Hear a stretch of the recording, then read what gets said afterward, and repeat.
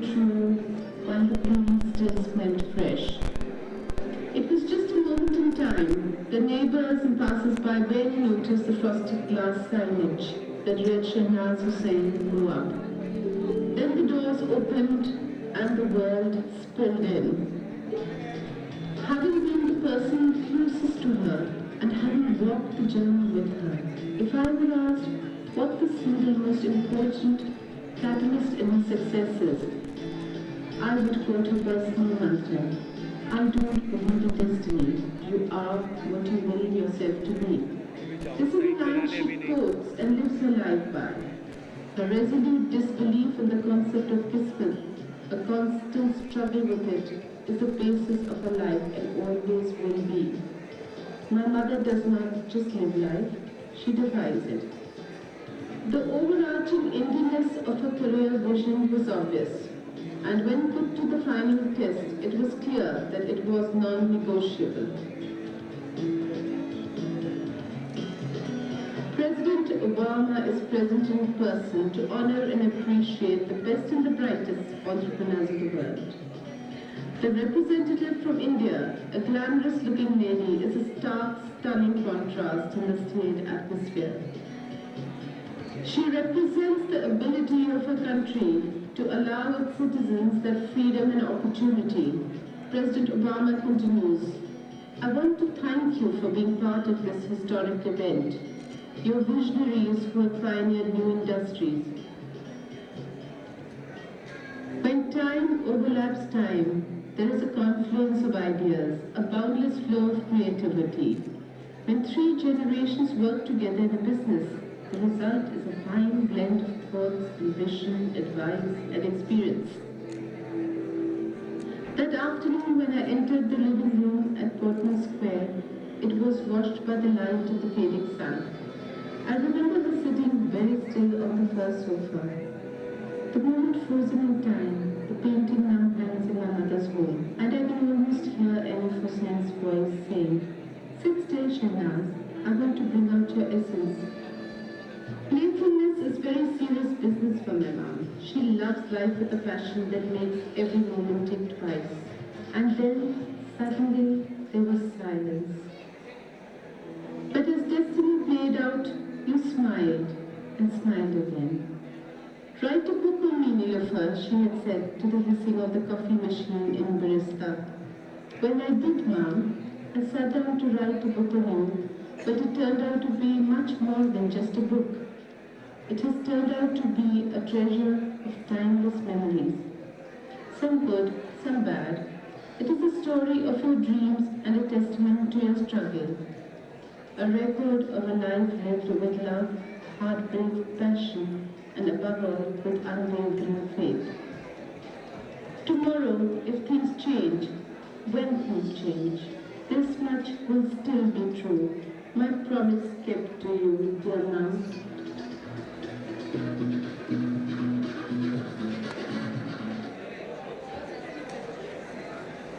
Jenny, Chris, we'd like to open the question and answer round now to the audience.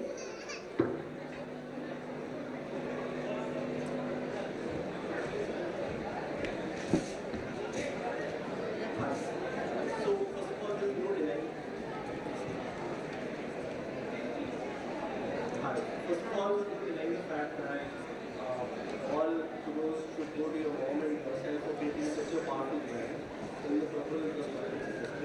But had your mother not been belonging to such a powerful family lineage, do you think she would have been able to do it as successfully as she has done now? Or how difficult or easy do you think the journey would have been for her? I don't think her family lineage had anything to do with her success, except that she was genetically endowed with a lot of courage. I think she came from a very modest financial background. A Chief Justice did not earn a lot of money at that time. I don't know how much they earn now, the salaries also higher, but she came from, my father was a government officer. There's a scene in the book which shows that they used to, when our petrol used to finish, they used to go on a cycle. So you do realize that she had nothing at all that would make a woman feel confident that she could ever make, something of herself. Of course, her lineage gave her the importance of education. Her father was a liberal of his time. He believed in every girl being educated as well. And this was years ago, so he was really a path breaker in his own way, perhaps as much as my mother. So I don't think personally, quite truthfully, that her background had anything to do with it, because she educated herself at Tehran where my father had become a salary. She typed her way through selling articles in magazines and earning her way through. So, and she started her first business in the veranda of her house, very modestly. I think what she really had is determination. So if there were one single lesson which you could probably give to the audience from your mother's life and probably a lesson for many entrepreneurs, what would that be? Just be determined. And my mother has a lovely line which I've always valued, and she says, if I see a wall, I don't return. I just make my own door and go through it. You know, when she's told that going to Selfridges is impossible. No Indian cosmetic has gone to Selfridges. She says, no way, I will still do it. And she does it. I think the fact that you have to first believe in yourself. I think the biggest disadvantage that all of us sometimes suffer from is that you're unsure of yourself. My mother has a lot of confidence. She walks like a winner. She's a born winner in her own way, in her mind. Even before she succeeds in the book, you can see that she has the confidence of a winner. And she makes the world, even in the book, even before she succeeds, people start seeing her as a success. So a lot of what the world thinks about you is the perception that you have of yourself. Hi. Yeah, actually I was interested in knowing, when you decided to write this, pen down this book, the inspiring story of your mother, and the time you took to jot down the book. I started about 5 years ago. I took 3 years to write it. When it was edited, I said, I have a wonderful publisher, Hachette, that took this book on. When it was completely ready to go into press, I said, no, it's become clinical. You know, a book on the editing table can get clinical if you've written. And I took 1 year to edit it myself, and that's where I won the game. I think I got the heart back in the book. I have written ever since I was 10 years old. My mother, in fact, was planning to compile my writings. But I was very tentative about my writing. When Hachette read the first manuscript and wrote to me that we want it now, it was just the best moment. Because a writer, until they're read, never have any idea of what they're like. There's always what I call, one shouldn't be unsure, but every writer is unsure. Always a great feel to see a successful woman like you. I just wanted to know, can you share one memorable moment with your mother? I think my most memorable time with her was when the two of us, I was 19 and the two of us went to New York together for a vacation. I don't know whether you were hoping to hear something really exciting, but that to me was the most memorable because with a 16-year age difference, two of us in New York, she's very traditional and very boring. That's really nice. I can understand. It was a lot of fun to be with her. Thank you. Would you be able to just recite maybe 4 lines or 5 lines of your own poetry that you like? You said you used to write a lot of poetry before. Yeah, do you remember? I've heard it here and you know, I don't know if the rest of it would be interested in poetry, but I'll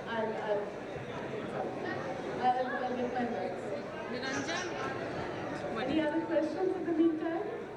Right, because I'm trying to make a little group of which. Inspiration to success and satisfaction. I think I didn't get your question, I'm sorry. How come you associate inspiration to success and satisfaction? You know, inspiration, how do I relate to compare success and satisfaction, is it? You know, inspiration to, if this is a story of a successful woman who found her success, so it is obviously for somebody who's looking to, you know, find a similar situation. Satisfaction, I think, is the ultimate moment. If you can find it even without success, you're a very, very rich person. So satisfaction is a completely, it is not in my book for business people, because business people are never satisfied. If you are satisfied, there's no growth. But as on a spiritual level, I think the most beautiful moment is when you're content. So it depends entirely on the person and what they're looking for in life. I'm very spiritual, I'm content too, so my mother's not. That's why she's what she is. It was like, will he ask me my name? Will he ask me my religion, my nation, my caste, my faith? Perhaps my pin code, the name of my street? Will he play along, just masquerade? Will he speak my language or yours or his? Will it be English, Swahili, Persian or Spanish? Will he give me a badge, a color-coded tag? Muslims to the left, Christians and Jews to the right, Hindus and Buddhists, tribals, atheists, oh what a sight. When I meet my God, will it be the same? When I meet my God, will I lose my name? Did you like that? I always wonder, when I meet my God, what language he will be speaking. So here we go, just scroll it around. This is the telephone, it's called the telephone operators. My daughter-in-law is smiling there. Her husband's always on the cell phone. So who are we, this generation of high-tech junkies and geniuses? A house wired with world info and YouTube mumbo-jumbo. The Roman era was known for great art. The ancient Orientals for spirituality apart. Some for civility and great heart, and we, the geniuses of our time, will be known as the greatest telephone operators, scrupulously divine. Hello, Mr. George, I'm in the loo. It's a place where I do what I must do. And someone says, you did not take my call. I was kissing my wife, but what the hell? I know the importance of a missed call. I'm driving, my life is at stake. But yes, I sold it to the techno mistake. Well, who are you, this monster tied to my hand? One day I will chuck you in sinking sands, or in faraway sands. But you, bury you deep from where you cannot rise. Then I shall exhale my newfound life. I shall go to the loo in peace and kiss my wife. I shall reclaim my right to dignity, to safely drive. Come join me, each human robot's exempt. We live for 1,000,000 years without this techno god. Imagine a day without this sleeping menace, a candy bar with arsenic laced that drives you dizzy and fries your brains. I think the cell phone companies will probably ban this. So that's it. Thank you so much. And please read my book. Excuse me, ma'am. Please. Hello. Line se आइए आप लोग, please.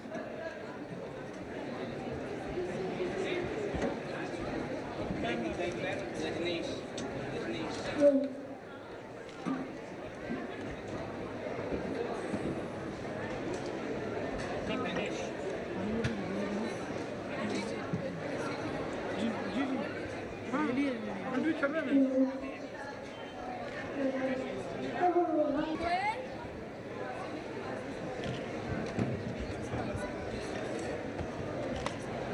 Excuse me, ma'am.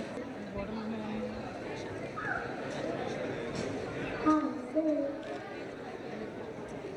Don't.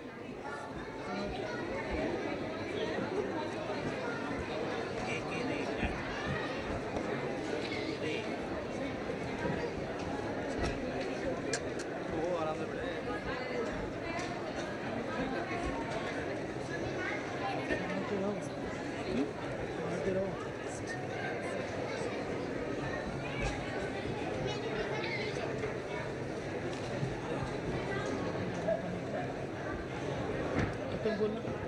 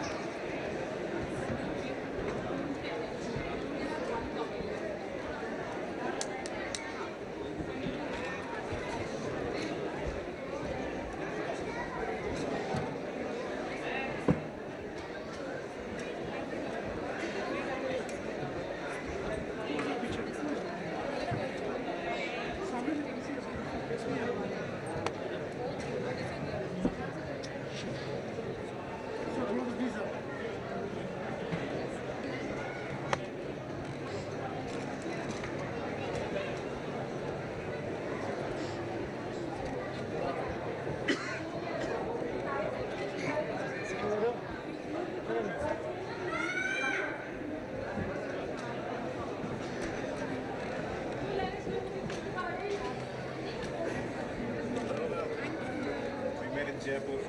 Yes. How are you? Gaurav. And you mentioned that you have a book on about your mother.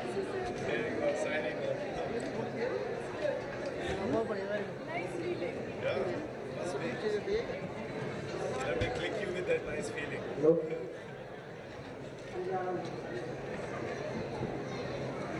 Madam, may I took this book with your autograph? Yes, please. I don't know, this sounds great.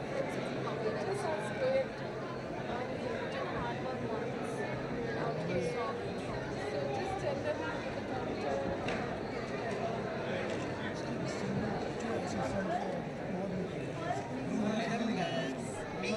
Being a lawyer, may I ask you one thing? Madam, ever you don't think to be a lawyer or coming from the legal side?